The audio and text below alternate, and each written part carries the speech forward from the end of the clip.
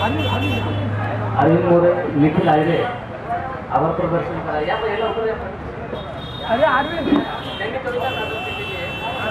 आणि त्याचबरोबर काही कमी नाही या ठिकाणी आपण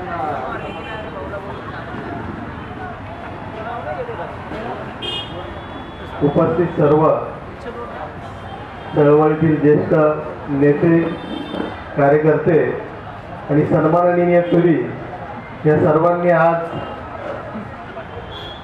नामदेव ढसाळांच्या स्मृती दिनानिमित्त जे कविता वाचन इथे केलं त्या कवींचा देखील मी आज या ठिकाणी आभार व्यक्त करतो।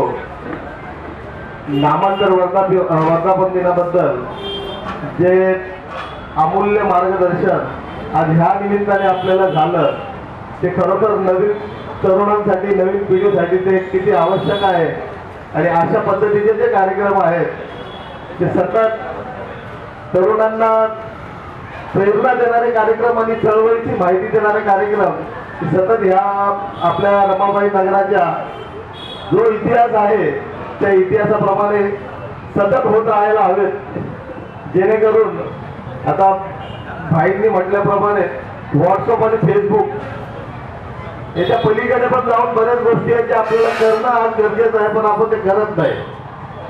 आणि एखाद्या विषयावर चांगलं लिहिता आलं म्हणजे मला चळवळ आली असं नाही, हा विषय असा आहेच नाही। सूर्यवंशीचा जो प्रकार आता झालेला आहे बिलकुल त्याच्यावर आपल्या इथे कुठलंच ऍक्शन रिॲक्शन काही झालेलं नाही। आज त्या विषयाला काही सुरुवातीचा आठवड्यावर सोडला तर परत त्याच्यावर कोणी आवाज उठवलेला आपल्याला देशमुखाच्या विषयावर आपण चर्चा करतो, कराडला 300 रोड लागलाय का काय झालंय त्याच्यावर आपण चर्चा करताना दिसतो, परंतु पोलिसांच्या लाठी हल्ल्यामध्ये आपल्या समाजाचा एक पोरगा मारला जातो त्याच्यावर आपण कधीच बोलत नाही, कुठलंच आंदोलन होत नाही।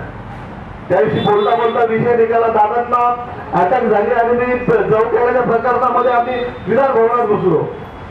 गावित मॅडम तेव्हा इकडे डीसीपी होते आपल्या इकडच्या 200 आणि तिकडे सिक्युरिटी प्रमुख अधिवेशन होतं पावसाळी अधिवेशन आणि तिकडे सिक्युरिटी प्रमुख होत्या। त्यांनी बघितलं का मी ते पुतळा समितीचे म्हणून कार्य देखील करतो आणि चळवळी तिकडे मार देखील त्यांनी मला दिला आतमध्ये घुसल्यामुळे। माझ्या बरोबर आपले बाळासाहेब पटोळे वगैरे असे आणि कुलाब्याचे काही पॅन्चर होते, मार खाल्ला आणि ते दादांची जे पुस्तिका होती आणि ते अशी आम्ही फिरकवून दिली। प्रकरण होतं जवळखेड्याचं, तर हे कुठेतरी असं व्हॉट्सअप आणि फेसबुकला महत्व आल्यापासून हे जे थांबलेलं आहे आपण त्याच्यावरून आपला दिवस कसा जातो काय जातो एकदम आनंदात मला 4 वेळ आठवल्या मी टाकून दिल्या, काही कुठलं त्याला का मला लावला झाली कविता दिली टाकून।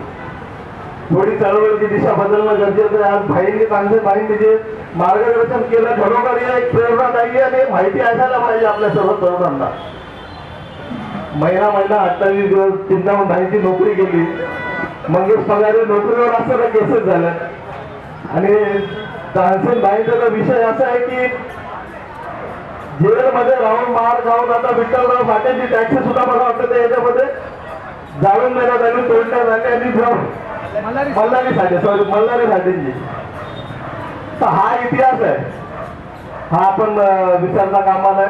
मी आलेल्या सर्व कवी मंडळात कविवर्यांचं मनापासून मान्यवरांचं देखील या ठिकाणी आभार मानतो आणि नामांतर योजनांचे देखील मी आभार मानतो। त्यांना दीर्घ आयुष्य लाभो ही सतागताचरणी वंदना करतो आणि सर्वांना नामांतर दिनांच्या हार्दिक शुभेच्छा देतो। जय हिंद।